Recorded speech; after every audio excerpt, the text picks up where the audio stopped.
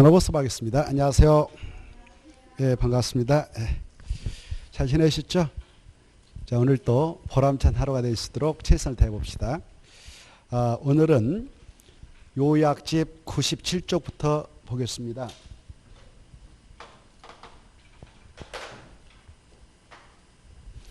(97쪽) 보겠는데요. 지금 우리는 도시 및 주관경 정비법을 하고 있고요.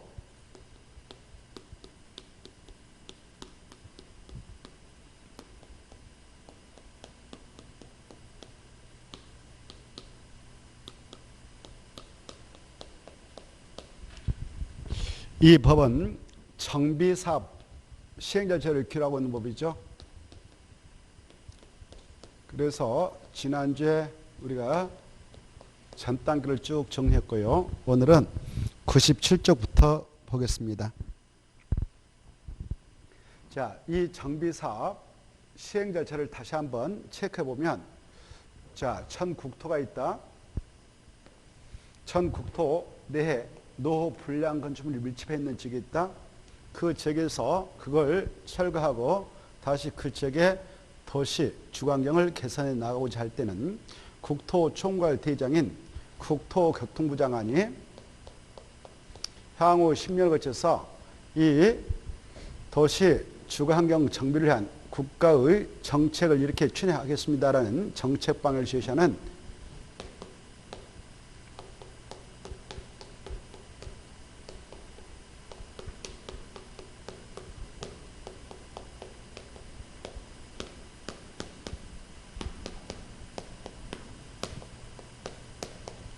도시점 주관경 정비 기본 방침을 수립해서 정하죠. 이 방침은 약적으로 기본 방침이라고 하는데, 이 방침은 10년을 내다보고 만든다고 그랬죠. 그래서 10년마다 수립하고요. 그 정책 하나하나 추진하다 보면 실현되니까 다시 검토해야 되겠죠. 그래서 5년마다 타당성 검토한다. 그래, 이 방침을 이제 수행해서 개별 도시의 장들이 자기 도시에서 향후 10년을 거쳐 이 정비사업 종류가 3가지 있죠.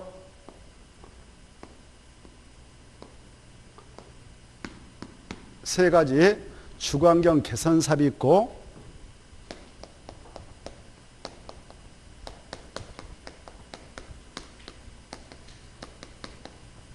그리고 재개발 사업이 있고, 재건축 사업이 있죠. 이 3가지 사업을 우리 도시에서 몇 년도부터 몇 년도까지 무슨 사업을 해 나갈 것이다 라는 정책 방향을 제시하기 위해서 수립하는 계획이 있는데, 그 계획을 도시점 주거환경 정비 기본계획이라 했죠.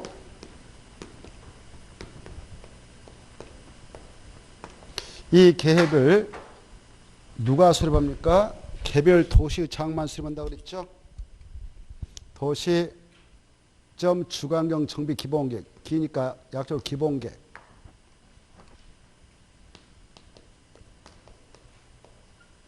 이 기본계획을 수립하게 될 때 누가 수립하냐?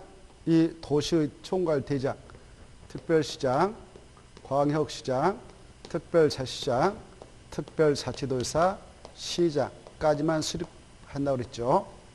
군수는 아니고. 그래, 수립할 때 얘네들도 역시 수립할 때 몇 년을 내다고 수립하냐? 10년. 그래서 10년 단위로 수립한다고 그랬죠. 10년 단위로 수립하고, 이것도 타당성 검토하죠. 몇 년마다? 5년마다. 5년마다 타당성 검토해서 수립권자가 검토해서 그 결과를 바로 다시 이 계획에다 반영하죠. 이 기본계획을 수립할 때는 수립 절차가 바로 주민 공람 14일 이상 시키고, 그 다음에 지방에 의견 정치하죠. 그러면 지방에서 60인 의견 제시, 60일 지날 때까지 이 의견 제시 없이 이의 없는 거 간주하고, 그 다음에 관계 행정기관장과 협의를 치고 지방도시는 심의해서 수립 고시한다고 그랬죠. 그때 고시하고 나서 이 자들이 바로 공부했다 고시하고 나서 바로 국토교통부한테 보고한다 그랬죠. 자, 이 기본계획에 따른 여러 가지 정책에 관한 내용을 포함한데 그중에 어느 지역에서 정비사업을 추진해 나갈 건데 그 장소가 어디가 된다라고 정비로 지정할 예정인 구역의 계략적 범위화, 그걸 약자로 정비예정이라고 그랬죠.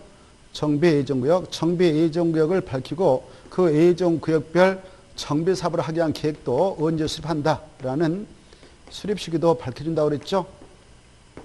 그래, 이렇게 이 기본계획에다가 이런 내용을 포함해서 수립 고시합니다. 수립 시기. 그러면 이 정비예정구역을 관하고 있는 그 정비계획, 이 수립안만 대신 요즘에 위반으로 바꿨는데 법조문은 아직도 수립안만 있습니다만은 위반해야 할 자들이 이제 이 정비계획을 위반하죠. 그래, 정비예정구역에 대한 정비계획 수립시기인 위반시기가 도래하면 위반권자들 위반합니다. 위반할 때 이건 중요한 계획이에요.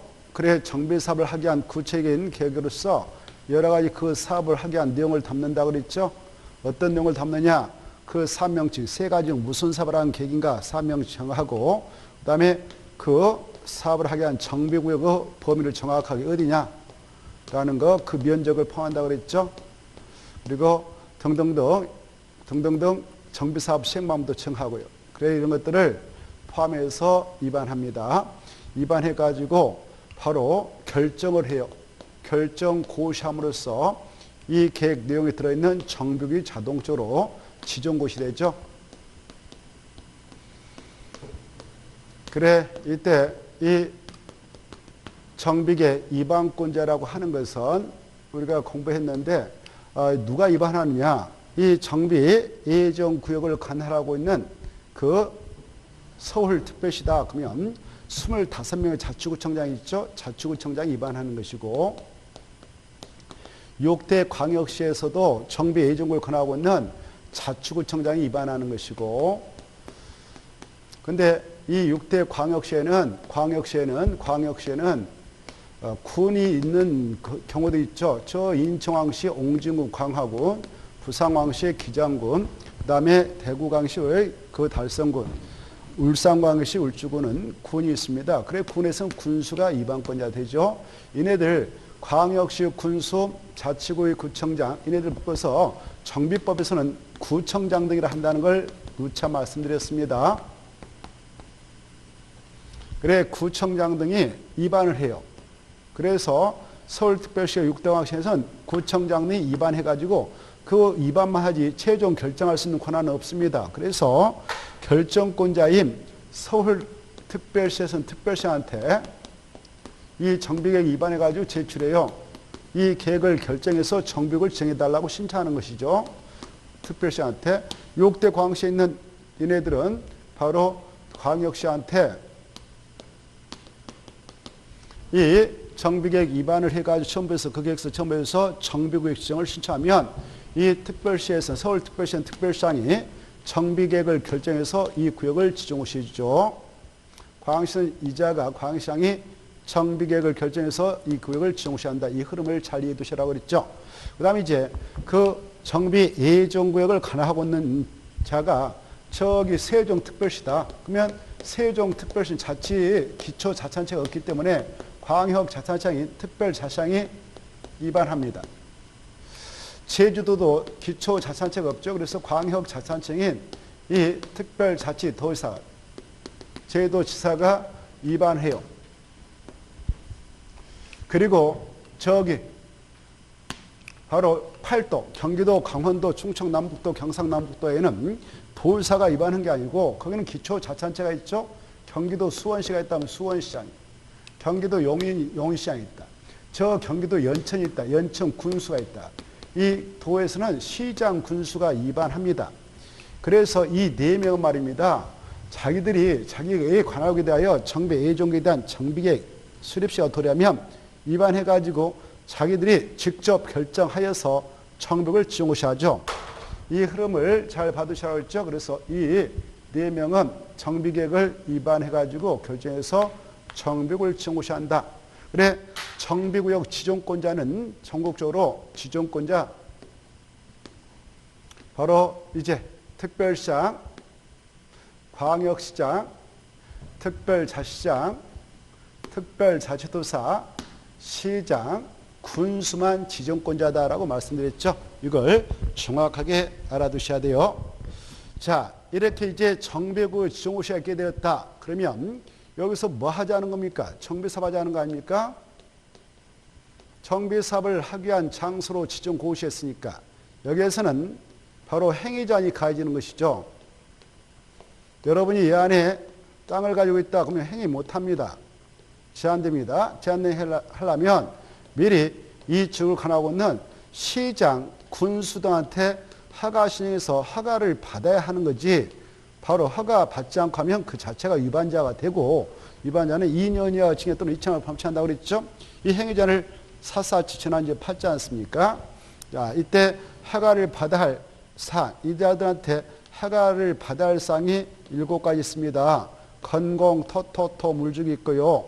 허가 없이 허용되는 것도 7가지 있습니다라고 지난주에 공부했고요. 자, 이렇게 행위자를 봤죠. 이렇게 정비구역의 지정고시가 있으면 여기는 이제 정비사업을 시행할 장소니까 바로 자동적으로 이 장소 정비사업을 통해서 깔끔하게 구체 상세하게 이 정비가 이루어지도록, 한번 정비사업을 진행해서 정비사업이 끝나면 어떻습니까? 새로운 도로 들어가고 여러 가지 정비 기반서 들어가고 공동용설도 들어갈 수 있고 새로운 건축물들이 탄생되는데, 이게 한번 조성되면 말이죠, 하루아침에 뜯어고칠 수 있을까요? 수십 년 갑니까? 한번 만들어놓으면 우리 죽을 때까지 후대들이 또 이어하는 것입니다. 그래서 한 50년, 60년 사용하다 또 안 되면 부시는 거죠. 지금 정비사업을 하는 장소들이 그런 장소거든요. 그렇죠? 그래서 한번 판을 짜려면 제대로 짜야 되겠죠, 이제. 그래서 이 장소는 정비구역이다라고 증거하면 국토협상 지구 단위 계획으로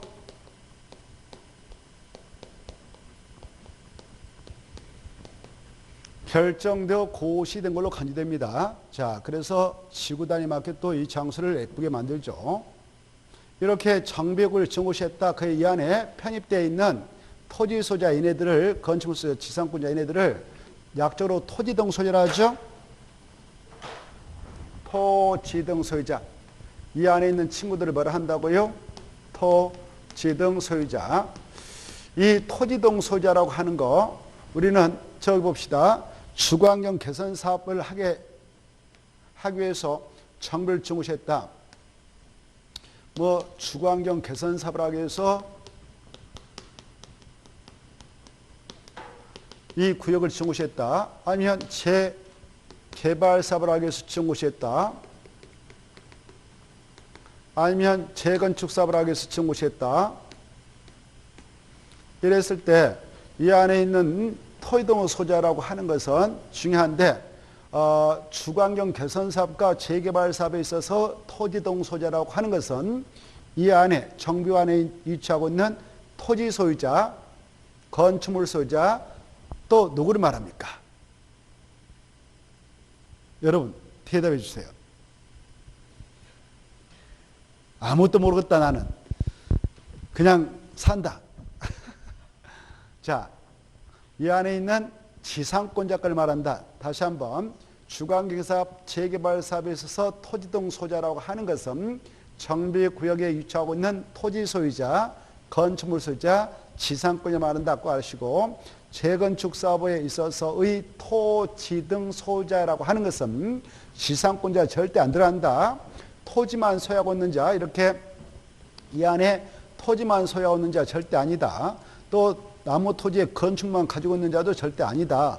바로 이렇게 이 안에 토지하고 건축물을 동시에 가지고 있는 건축물 및 그 부속 토지 소유자를 토지 등 소유한다. 무슨 사업할 때요? 재건축, 이런 것들이 아주 중요하다고 그랬죠. 자, 이때 이 정비구역을 지정고시에서 이제 사업을 하게 될 때는요, 사업 시행자들이 나오죠. 정비구역을 지정고시하게 되면 이제 사업을 해야 하지 않겠습니까? 그때 사업 시행자를 우리가 공부했네요, 지난주에.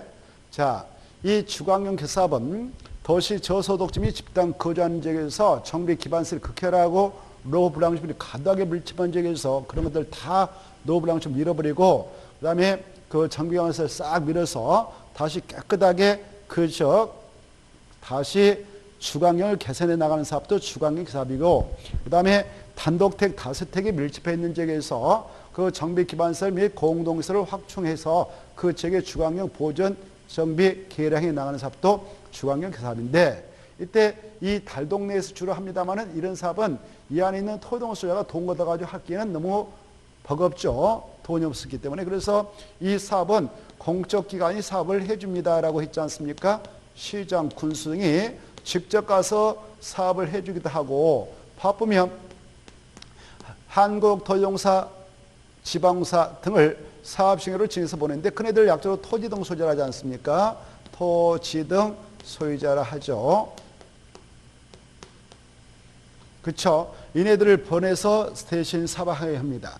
자, 그래 이때 또 시장수 뜻도 다 알고 계시죠? 지금 이때쯤이면 이걸 모른다 그러면 그분은 정말 인간도 자 그랬었죠.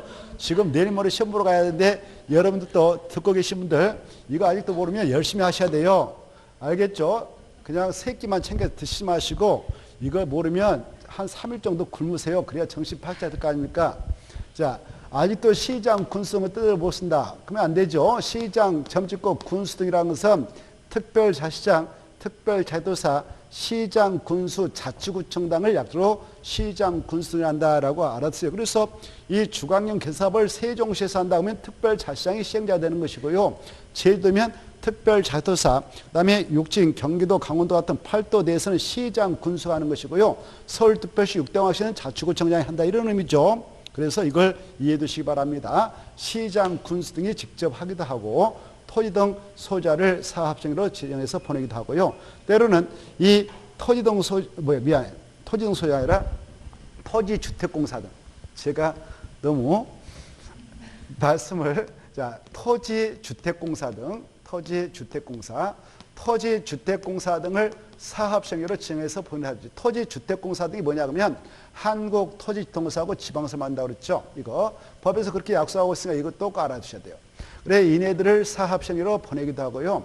또 이 토지주택공사 등하고 민간업체 건설업자, 등록사업자하고 공동시행으로 묶어서 보내기도 합니다. 아무튼 이네들이 가서 사업을 한다고 그랬죠. 고로 이 주거환경 개선 사업을 하게 될 때는 이 안에 있는 토지동 소유자가 직접 시행자 되는 건 절대 없다. 토지동 소유자가 뭐 돈 있냐? 없죠. 그래서 사업할 때는 사업시행자가 사업비용을 부담해서 하는 건데 그 엄청난 돈을 어떻게 이 안에 있는 토지동 소유자가 부담하겠습니까? 그래서 토지동 소유자가 시행자가 될 때 될 수 없다. 또 이네들이 만드는 조직이 조합인데요. 조합을 만들 일도 없습니다. 네? 그래서 무슨 사업을 할 때는 조합을 만들 일이 없냐? 주거환경 개선 사업이다. 조합이라는 것은 이자들 만드니까 이 주거환경 개선 사업 할 때는 토지동 소유자가 죽었어요. 죽었어.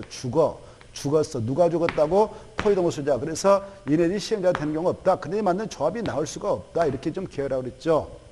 그런데 재개발하고 재건축은 죽어란 말 없잖아요. 그래서 여기 살아있다는 겁니다. 그래 토지동 소유자가 여기엔 재개발 사업 조합을 만들어서 시행자로 나오기도 하고 이 재개발 사업을 할 때에만 토지동 소유자가 20명 미만밖에 안 된다. 여기에 토지동 소유자가 20명 미만밖에 안 되면 여기에서는 바로 조합 만들지 않고 토지동 소유자가 직접 재개발 사업 시행자가 될 수 있죠. 그래 이게 아주 중요하다고 그랬죠. 그때는 조합을 설립할 필요가 없겠죠. 자, 20명 미만이면 재개발 사업할 때 토지동 소유자가 직접 시행자가 돼서 사업할 수 있다. 그때는 조합 만들 필요가 없다 그랬습니다. 자, 이때 이 재개발 사업을 함에 있어서 재개발 사업 뜻을 우리가 생각해야 되는데요. 재개발 사업이라고 하는 것은 어느 지역에서 하는 사업이냐?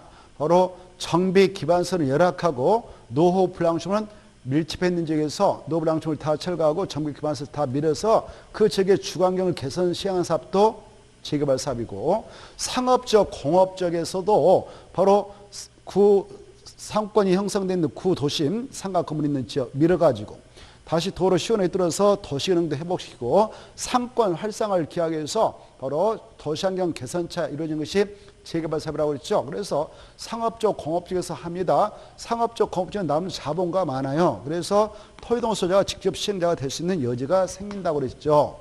이거 잘 받으시고, 그 다음에 이제 재건축 사업은 여기 있는 토지동 소유자가 재건축 사업을 하게 되는 사업장에서 조합을 만들죠. 재건축 사업자. 그래서 조합이 시행자가 돼서 사업을 하게 됩니다. 그랬습니다.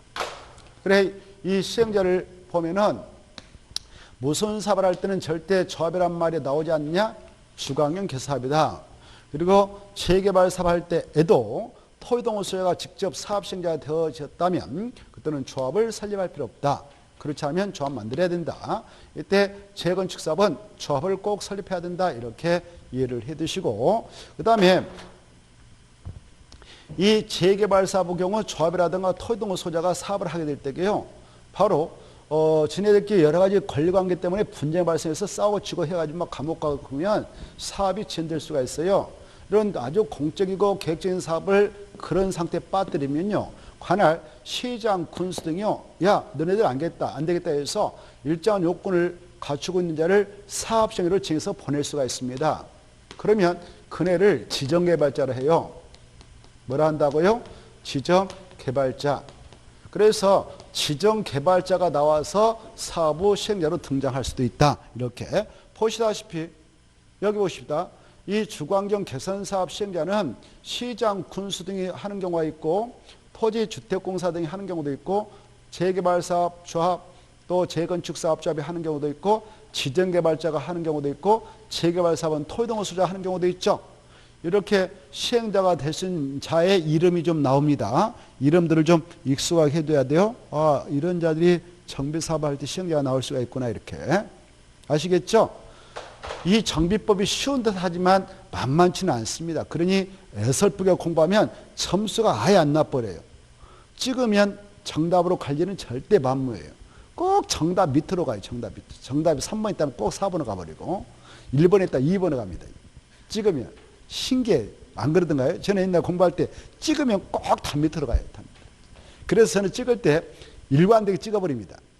2번으로 찍어야겠다 하면 2번을 다 찍어버려요. 2번. 그러면 한두 개는 걸리더만. 한두 개. 딱 한두 개. 근데 20개도요. 자기 나름대로 막 푼다 막 해가지고 지그저로 찍으면 하나도 못 맞춥니다. 하나도 안 나요. 신기해버려. 답사로 다 가버립니다. 일관되게 그냥 일자로 찍으면 그나마 2개, 3개 건져요. 2개, 20개 찍을 때.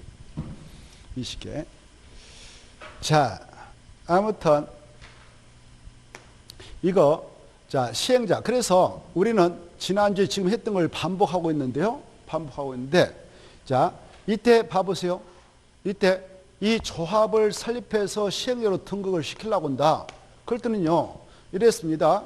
정비구를 지정고시하고 나서 이 조합을 설립하기 위한 절차로서 여기 봐봐.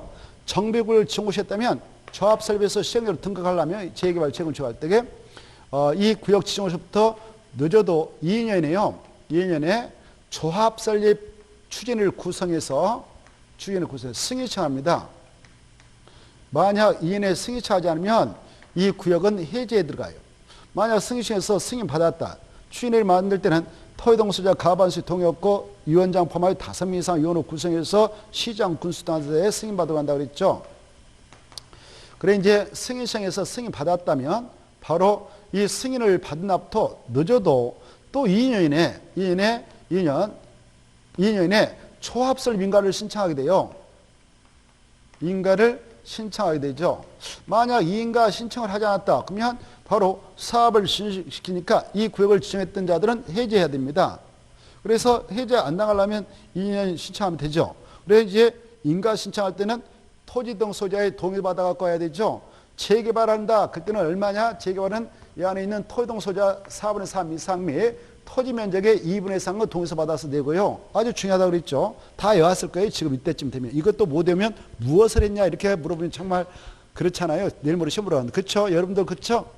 자, 재건축한다. 그때는 주택단지 안이 바로 주택단지 안하고 주택단지 밖이 정벽으로 묶겠다. 그때는 주택단지 안의 경우는 각 동별 구분 소유자 과반수의 동의와 전체 구분 소유자 4분의 3 이상 및 토지 면적의 4분의 3 동의서 받아야 되고요. 주택단지가 안적이 재건축 사업을 하기 위한 정부에 포함됐다면 그 아닌 지역의 토지 또는 건축물 소유의 4분의 3 이상 및 토지 면적의 3분의 2 이상의 해당자의 동의서 받아서 인가시행하면 된다고 그랬죠. 인가권자가 시장, 군수 등이니까 시장, 군수한테 해라 그랬죠.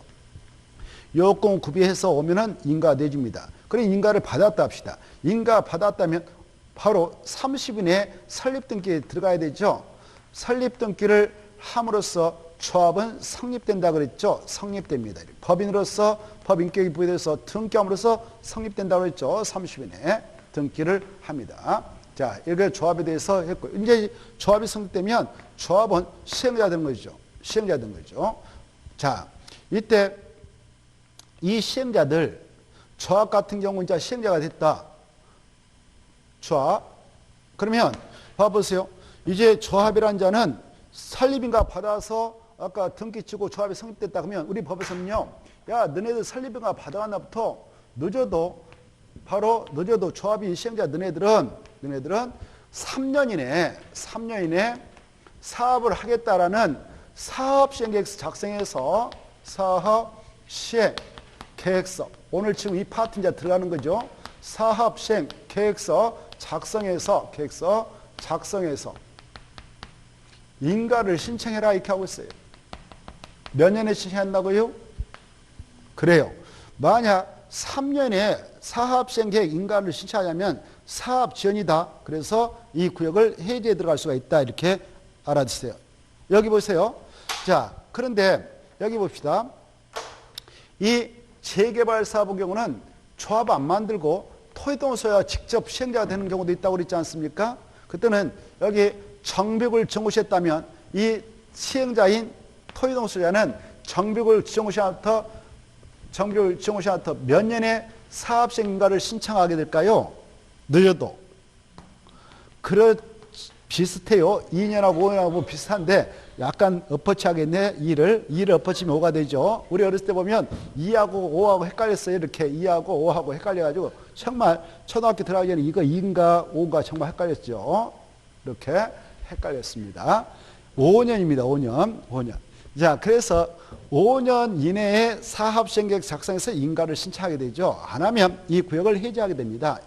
자, 그리고 얘네들도 사업을 하게 될 때 사업시행계획서 작성합니다. 자, 사업시행계획서 작성할 때는요, 이 사업시행계획서가 아주 중요하거든요. 이제 그 사업, 여기 들어가서 이제 사업을 하겠다는 거 아닙니까? 시행자가 지금 사업시행계획서 작성했습니다. 그래서 이 블럭에 있는 거, 이 안에 있는 거, 철거는 어떻게 할 것인가, 이런 거 다 집어듭니다. 그리고 이 싹 부셔버리고, 여기에 건축물 배치는 어떻게 할 것인가, 그리고 여기에 시설, 도로, 상하수, 공원, 공영주차장, 경로다, 놀이터 같은 거, 이런 것들 어디다 집어넣을 것인가, 이런 것들 다 이 계획서에다 집어넣은 거죠. 그래, 이 사업시행계획서에 따른 여러 가지 그 블럭에 있는 여기에는 뭐 넣고 토지 이용계 어떤 건축물 들어간다 이렇게 이런 것들 다 배치를 담아요. 이런 토지 이용계하고 건축 배치계, 그다음에 정비 기반설, 공동설 설치계, 그다음에 이 안에 어떻습니까? 철거가 발생하면 여기가 밤이면 캄캄하겠죠. 그래서 우범 지대가 될 수가 있어요. 그래서 여기에 여러 가지 CCTV는 어디다 설치하고 이런 것들이, 그리고 방범 대책, 그리고 여기 정비로부터 200m 내에 교육시설 있다면 그 학교 교육할 때 애들 시끌벅적하면 안 되니까요. 철거할 때 말이죠. 그때 이 정부로부터 200m 내에 교육시설 있다면 그 교육 환경 어떻게 할 것인가 이런 내용들을 담고요. 그리고 여기서 철거함으로써 여러 가지 폐기물이 등장하는데 폐기물 어떻게 처리할 것인가 이런 내용을 싹 담아서 사업시행계획서를 작성합니다. 작성해가지고 사업을 이렇게 할래요 라고 인가를 신청하죠. 시행자가. 누구한테 인가 신청하러 갈까요? 오, 맞았어. 이제 정말 대단하시네요. 시장군수. 그래 정비법에서 인가권은 무조건 시장수동이다 이렇게 하십시오. 아까 조합설립 인가가 됐든 사업시행계획 인가가 됐든 잠시 후에 나올 관리처분 인가가 됐든 사업 끝나고 준공 인가가 됐든 이런 인가권은 다 누가 주고 있느냐? 시장 군수성이 휘두르고 있다. 이걸 꼭 알아주시기 바라고 이때 인가 신청이 들어갔다. 그러면 시장 군수는 바로 이날부터 60인에 이 수치 알아두세요. 60인에 인가를 결정해서 알려줘야 됩니다. 며칠이다고요? 60일. 그래 만약 오케이 답시다. 오케이 사업 시행 계획 인가 내줬어요. 그리고 고시했습니다. 이렇게 사업 시행과 고시를 했다. 그러면요 이 사업은 급물살을 탑니다. 급물살. 지금까지는 이렇게 한참 시간 걸렸잖아요. 막 2년에 뭐 승인 신청하고 뭐 하고 막 엄청 날샜어요. 근데 자, 이 사업신가 고시했으면 여기 봅시다. 여기 봅시다. 사업신가 신청이 들어가면요. 법적으로 이 안에서 사업을 시행할 때 여러 가지 막 그 행위들이 있겠죠. 그런 행위에 따른 인허가를 싹 받은 거 감사합니다. 절차에 간섭을 이렇게 해주고요. 그 다음에 사업신가 고시에 따르면 때로는 수용권도 발동돼요. 무엇도 발동된다고? 수용권도 발동됩니다. 다만 재건축사업 할 때는 제되고요. 자, 수용권도 발동되고. 그 다음에 이제 이 사업신가 고시가 있으면요. 바로 이제 본격적으로 이 사업을 진척시킬 수 있기 때문에 바로 여기 봐봐요. 여기 사람들이 이사점을 빼고 나가야 될 거 아니에요. 그쵸? 여기 살고 계신 분들이 이 사업장에 노블랑 건축물에 살고 계신 분들이 막 집, 여기 A집이 있다. B집이 있었다. C집이 있었다. 뭐 이렇게 가서 보면 이렇게 집들 있잖아요. D집이 있다. 등등 있어요. 그러면 여기 계신 분들 이사쯤 싸고 나가야 돼. 있죠. 나갈 좀 해야 돼. 다른 데로. 그래야 부시고 사업할 거 아닙니까? 그래서 우리 법에서는요. 자, 그러면 이 사람들 이사쯤 싸고 나갈 때 내 집하고 내 땅값이 얼마인지는 알고 나가야 될 거 아니에요. 그렇죠? 그래. 땅값도 집값도 우리 나가버려라. 너네들 우리가 알아서 할 테니까 말도 안 되죠. 그래서 땅값하고 집값을 싹 계산해서 확정합니다. 법적으로. 너네 집은 땅은 얼마다 해서 이때 이 사업을 시행할 때 어마어마한 시간이 걸리는데 이때 사업 시행 인가 고시가 있은 날을 기준으로 해서 있은 날을 기준으로 해서 이 땅들을 여기 있는 것들을 이렇게 표현해. 아직 안 보셨으니까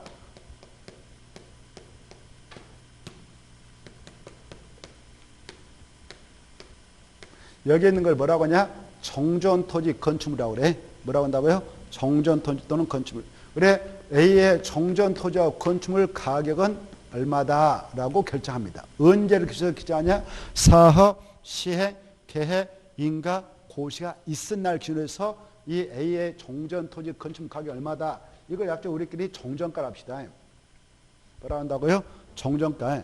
그래 A의 땅값하고 집값은 얼마다라고 가격을 결정해. 최종 결정해. 그래서 이제 체크해놓고 시행자 얼마다라고 기록하고 그 사람도 알고 나가야 할 거 아니에요. 그렇죠? 이 사실 빼야 할 거 아니에요. 그래서 이때 사업시행과 고시가 있은 날 기준에서 정전가를 매긴다. 이게 중요해요. 매겨놓고 나가게 합니다. 매겨놓고 나가니까 여기 텅텅 비겠죠? 텅텅 빈단 말이에요. 빈집이 석출해. 그럼 여기가 또 우범지대화 될 수 있어요. 자, 그러면 이때 정전가를 매긴다? 정전가를 매길 때 여기 A가 다음에 여기 분양시행해서 시행자한테 그랬더니만 바로 분양가가 아파트 새롭게 쳐가지고 대지 지분 묶어서 분양이 나는데 5억짜리라고 그래. 5억짜리면 이 친구 거 정전가가 5억이면 바깥이면 끝나거든. 그러면 이 A는 더 돈도 낼 거 없이 새가 받고 끝나는 거예요. 사업 끝나고 나서 분양받을 때. 근데 A의 정전가가 3억으로 확정됐다. 분양을 받게 된 것이 5억이다. 분양가가. 그러면 2억을 내놔야 돼요. 그때 정전가가 높게 되면 높을수록 좋죠. A는. 그렇잖아요. 만약 내가 7억짜리다. 그냥 분양가 5억짜리 받으면 2억 오히려 시행자가 청사하면 내놓을 것이고 내 것이 정전가가 3억인데 5억짜리를 분양받으면 2억을 내놔야 될 거 시행자. 이렇게 서로 다르단 말이에요. 상황에 따라서. 그렇죠? 그래서 이 집값, 땅값 높게 써주면 좋으니까 바로 그러면 이 가격을 누가 결정하냐? 이게 이제 관건이 되겠죠, 법적으로. 1. A가 스스로 불러준다. 얼마짜리라고. 2. 시행자가 알아서 결정한다. 사업 시행자가. 3. 시장수 알아서 결정한다. 4. 모르겠다. 몇 번일까요? 모르겠죠. 모르다. 이게 정답일 것 같아. 그래, 맞아요. 이제 그래, 감정평가업자. 과거에는 이제 몇 달 전까지만 해도 감정평가업자라는 말 썼거든. 근데 요번에 법을 개정해서 엊그저께 감정평가법인등이라고. 뭐라고요? 감정평가업자라는 말 대신에 법인등으로 바꿨습니다. 용어를 참고하시고. 그래, 이 감정평가사 및 감정평가라는 법률이 있어. 그 법에 따라 바로 감정평가 법인을 설립해서 운영하는 업자들이 있어. 알겠죠? 이 감정평가 법인들이 와서 평가를 해요. 여기 봅시다. 그러면 감정평가 법인을 동원해서 이네들 거 가격 매길 때에 몇 명을 동원시켰냐 법적으로? 오케이, 좋아요. 정말 공부 많이 하셨구만요. 최소가 2명 이상. 알겠죠? 그래서 이상은 자유니까 많이 동원해봐야 좋을 거 없어요. 왜? 감정 비용이 만들어놨는데 이네들 공짜로 해준 거 아니잖아요. 그래서 법에서 요구하는 2명 이상이니까 2명만 해도 돼요. 그래서 갑이라는 법인 등, 을이라는 법인 등을 동원해서 이 친구 이거 몇 개라고 했더니 이 친구는 이 자것을 4억으로, 이 친구는 4억 2천 매겼어. 그러면 합산해. 그러면 8억 2천. 8억 2천을 2로 나눠. 그러면 4억 1천. 이게 이제 최종가가 되는 거예요. 이걸 보러 산술 평균한다 그래. 뭐라 한다고? 산술. 2명 이상인 감정평가법인 등을 동원해서 평가케 하고 그걸 평균했는데 그걸 산술 평균한 가격을 합니다. 알겠죠? 이렇게 해서 하는데 여기까지는 좋았어. 근데 그러면 생각해봐요. 이 감정평가법인 등을 동원할 때 A라는 사람이 자기 동생이 감정평가사 따가지고 이 법인을 설립해서 운영하고 있다. 동생이 2명이네. 여동생, 남성. 그러면 그 동생들이 이거 운영하고 있으면 동생들 불러서 자기가 할까? 아니면 어떻게 하냐? 이런 문제가 또 있겠죠? 그렇잖아요. 그래서 우리 법에서 야, 공평한 위치에 있는 시장, 군수 등이 선정 계약한 감정평가 법인 등이 들어와라 이렇게 하고 있어요. 알겠죠? 이거 아셔야 돼. 누가 선정한다고요? 시장, 군수 등이. 사업시행자도 아니고 여기 있는 토지동 소유자 아닙니다. 관할 시장, 군수 등이 선정 계약한 감정평가 법인 2명 이상을 동원해서 평가케 하고 평균을 내는 거죠. 근데 이 사업장이 저기 주거환경 개선사업, 재개발사업 등은 그렇고 잘 들어봐요. 이거죠. 이 재개발하고 주거환경 개선사업 할 때는 시장, 군수 등이 선정 계약한 업자가 들어오는데 재건축은 다르다 이게 중요해. 무엇은 다르다고? 재건축은 지네들이 만든 조합 있잖아요. 조합 측에서 선정 계약한 감정평가법인 1명 이상은 자유. 이 시장군수 등이 선정 계약한 감정평가법인 1명 이상. 이거 알겠죠? 양쪽에서 보는다 이거. 어디서 보는다고? 양쪽. 무슨 사업할 때만? 그래, 그거 딱 이해해두세요. 자, 그래서 매개가 또 이거 친구 거 4억 1천만 원, 이거 5억, 이거 너 4억, 너 뭐 3억. 너 뭐 5천만 원, 너 어찌고 저쩌고 싹 매겨놨어요. 자, 이거 이렇게 매겨서 확정합니다. 알겠죠? 확정되는 시기는 언제다고요? 사업 시행 인가 고시가 있은 날 기준으로 한다 이렇게 하세요. 근데 여기 보십시다. 여기 봅니다. 이 사업을 하게 되는 이 사업장은 지금 노 블랑 건축물 대부분이란 말이에요. 그래서 여기까지 오기까지 사업 시행인가 고시가 오기까지는 세월이 엄청 흐를 수가 있잖아요. 그래서 어떤 집은 붕괴 우려가 있어가지고 이때까지 올 수가 없어요. 이때까지. 붕괴 우려가 있는 것들은 미리 이 집이 그 집이다 그러면 그 건축물 소유자한테 동의해야 돼. 야, 철거하자 빨리. 붕괴되니까. 붕괴 우려가 있으면 부셔버리자. 동의 없고 관할 시장수들한테 가서 철거를 받아요. 그리고 그때 철거를 받아 부실 때 그 가격을 매겨놓을 수가 있다 이렇게 하셔요. 알겠죠? 사업 시행인가 고시가 있기 전이라도 붕괴 우려가 있는 것들은 미리 그 소유자한테 동의받고 동의받고 시장사한테 철거받아서 부시면 철거가 있는 날 기준에 매겨놓고 부신다 이렇게 하세요. 그 다음에 여기 보세요. 여기에서 시험 공부를 해서 자, 사업시행인가 신청을 했는데요. 여기 시장수 등이 받았는데 이자가 왔어요. 누가 왔다고? 지정개발자가. 지정개발자가 좀 재개발사하고 왔어요. 재개발 사업. 지금 이네들한테 문제가 있어가지고 이 친구를 보냈거든. 사업하라고. 의자가 왔네요. 근데 이 친구도 문제를 일으킬성 싶어. 그럴 때는 시장수 등이 야, 너 사업비에 20%를 미리 예치라고 하게 할 수 있어요. 문제를 일으킬까 봐서. 알겠죠? 사업비 몇 퍼센트? 그래. 누가 사업을 하겠다고 인가시하면 지정개발자. 무슨 사업? 재개발. 알겠죠? 재개발 사업을 이 지정개발자가 하겠다고 하고 사업신가 시체에 들어갔다. 그러면 시장 구수는 인가를 대기 전에 야, 너 미덥잖아. 사업비에 몇 퍼센트를 미리 예측할 수 있다고요? 22 수치 알아두세요. 사업비에 20% 예측에. 사업비가 예컨대 100억이라고 합시다. 100억이면 20억. 1000억이면 200억. 상당한 거죠. 적지 않죠? 이걸 예측해요. 그리고 나서 공사 진행케 하고 쭉 해서 끝났다 합시다. 끝나가지고 이 친구들한테 바로 분양하고 청산금 주고받고 해서 청산금 줄 거 다 지급해서 끝냈어. 청산금 지급할 거 다 지급해서 완료했다. 그러면 이 돈 더 이상 묶어놓을 필요 없죠. 그때 청산금 지급이 완료되면 이 돈을 싹 내준다 이렇게 하세요. 알겠죠? 뭐가 어찌면 완료하면 청산금 지급이 완료되면 이거 반환해준다. 이거 알으시고 그 다음에 이제 이렇게 사업시행과 고시 사업시행 인가 고시가 있게 되면 아까 여기에 있는 거 종전가 다 확정된다고 그랬죠? 확정되죠? 그리고 이사짐 싸고 나가죠 이제? 이사짐 싸고 나가면 이 동네 어때요? 텅텅 펴가죠? 가서 무섭습니다. 그 동네 들어가 보면. 그러나 이사 안 간 지 몇 집 있어 이렇게. 예, 아직 이사가 준비를 못했으니까. 그래, 그러면 어때? 여기 범죄자 득실득실 할 수 있잖아요. 득실득실. 우범자. 그래서 우범지대가 될 수가 있겠죠? 그래서 우리 법에서는요. 야, 시장 군수 등 너네들 사업신가 내줬다면 그 사실을 관할 경찰서장한테 꼭 통보해줘라 이렇게 하고 있어요. 누구한테? 관할 경찰서장한테 통보해줘라. 그럼 통보 받았던 그분이 여기 이사 간다고 다 철저하게 방법을 또 해야겠다 이렇게 생각했죠. 그리고 이 시장 군수 등은 또 이 지역이 좀 정말 그렇다 그러면 정말 요청을 해요. 관할 경찰서장한테 야, 여기 방범 초소도 좀 설치하고 방범 활동을 좀 강화 좀 해주세요라고 요청할 수 있어요. 알겠죠? 뭐가 있고 나서 사업, 시행, 인가, 고시가 있고 나서 알겠죠? 그 다음에 여기 사업시행 계획, 인가 시행이 들어왔던 경우 시장 군수가 인가를 이렇게 내주려고 하는데 아까 사업시행가 내주면 급속도로 사업은 진척된다고 그랬잖아요. 그래서 사업시행가를 내주려고 하는데 여기가 지금 정비구이다. 정비로부터 거리 200m 내에 교육실 있다. 학교 같은 거. 그러면 어때? 여기서 사업시행계 인가 내줘가지고 계획도 막 철거에 들어가고 날리신다. 그러면 시끌벅적해서 공사하고 그러면 애들 교육하는데 방해되겠죠?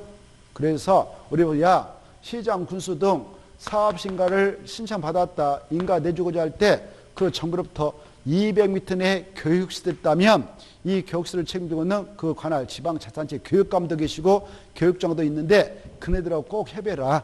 언제 사업을 진척에 나도록 해도 됩니까? 라고 협의를 해야 돼. 알겠죠?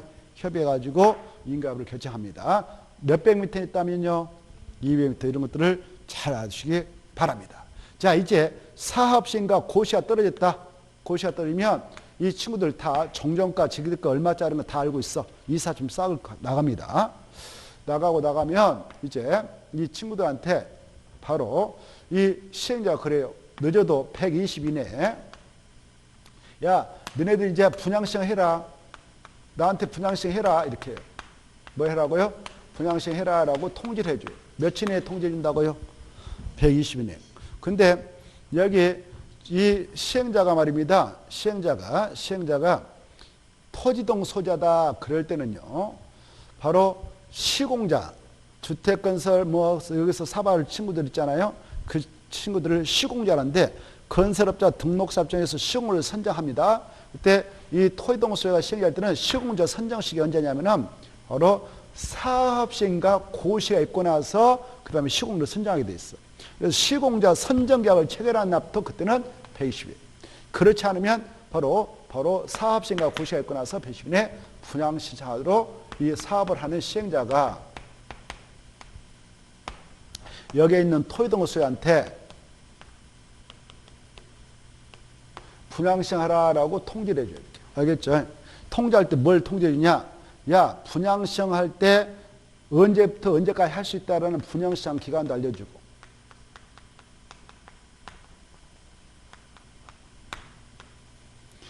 그리고 야, 너네들이 A, B, 너네들 거 종전 사합신가 고시가 있느냐 주는 가격이 얼마짜리인지 다 알고 있지? 라고 다시 확인해서 알려줘요. 너네들 얼마짜리다, 얼마짜리다, 얼마 다 알려줘요. 알겠죠? 종전가를 다 개별 통제해서 알려줘요.